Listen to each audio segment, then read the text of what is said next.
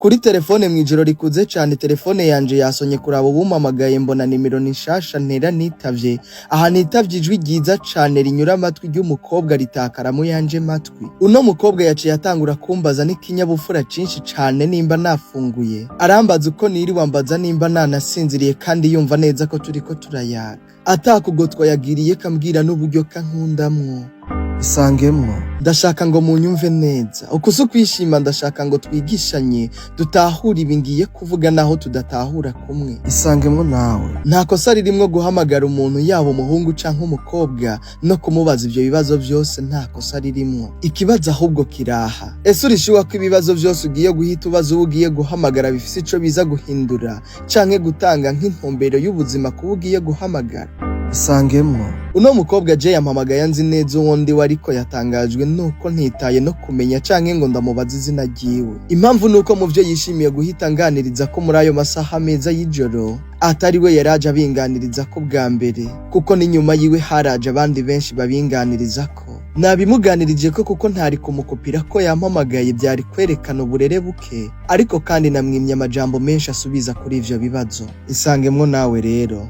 Isangemwo uyu munsi ndashaka ngo nje nawe twige gutanga no kwakira inshuti n'abakunzi bashasha. Ndavuga gutanga urukundo no kwakira ubucuti bushasha. Isangemwo guhitamwo ntibigoye. Umviriza wowe gusa ibiyagugirana nabo usanganywe hamwe n'abashasha ugiye kwakira. Nta muntu n'umwe yigira kwiza inshuti n'abakunzi ivyo ntuze wigera uvyihendako. Ahubwo ushobora kubigira ukabigiramwo n'amarangamutima ariko ntubiserure ngo bigaragare.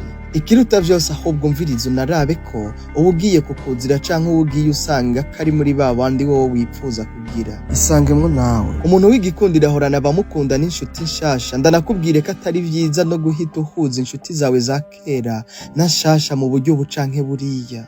Isangemwo monamira abo wo muri kumwe uyu munsi usanzwe uzi neza canke mushasha kuri wewe urabe kagufasha gukemura ibibazo vyawe bicanke biriya. Uhita ugira kugira amahitamwo y'uwo mukwiye kugumana. Ntugakora ikosa rero ryo gutinda mu kibanza c'umwansi ngurindiriye kazikosora kugira ngo nyene mukomeze gukomeza ubushuti n'urukundo.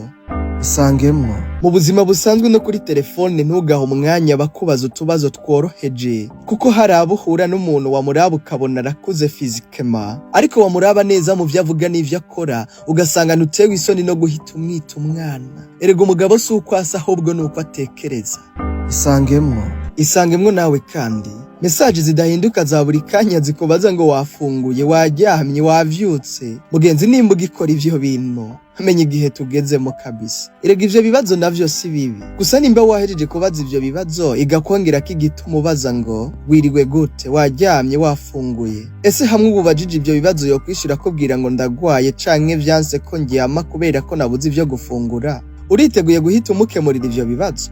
Isangemwo basi ntihari ibibazo mu kwishurura ukabona biri serieux n'ibindi biraho bijagaraye ariko ntari bikuri ivyo kuko vyose birahinduka. None uzi impamvu tuva mu bwana tugakura. Gukura si ukuvyibuha kandi gukura si ukuba muremure ahubwo gukura no gukuza ibitekerezo. Isangemwo nawe ndabizi ko kwisangamwo ko ari ngombwa ariko kandi reka nsabe kwihangana inshuti zanje za hafi kuko inshuti zanje mu gukora kino gikorwa nta numwe nafatiyeko ahubwo wisangamwo canke nanje mwisangamwo duhindurane uhinduke canke nanje mpinduke. Uko niko kwisangamwo kwa nyako.